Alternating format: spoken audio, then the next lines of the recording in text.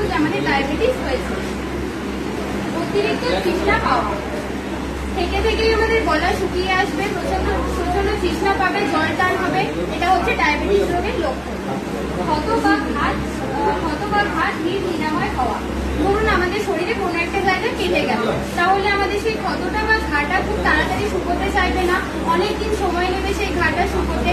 তো এটাও কিন্তু ডায়াবেটিস রোগের একটা লক্ষণ হতে পারে, মানে সুগার রোগের একটা লক্ষণ হতে পারে।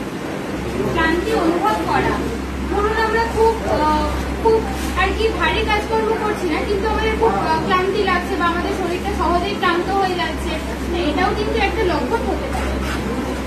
ঝাপসা দৃষ্টি, এই রোগটা হলে পরে আমরা হয়তো চোখে ভালো করে দেখতে পাবো না, মানে ভালো করে বলতে কোনো জিনিস আমি ধরুন আপনাকে দেখছি, আমি আপনাকে পরিষ্কার করে দেখতে পাবো না, চোখ দুটো ঝাপসা হয়ে যেতে পারে।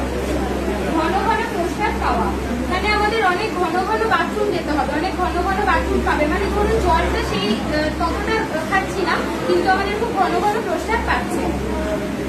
ব্যাখ্যাতিক ওজন হ্রাস, মানে কোনো কারণ ছাড়াই ধরুন আমাদের ওজন কমে যাচ্ছে, মানে আমরা ঠিকঠাক খাওয়া দাওয়া করছি, সবই ঠিকঠাক আছে, কিন্তু ওজনটা আমাদের কমে যাচ্ছে, তো এটাও কিন্তু একটা কারণ হতে পারে, এটা কিন্তু একটা লক্ষণ হতে পারে।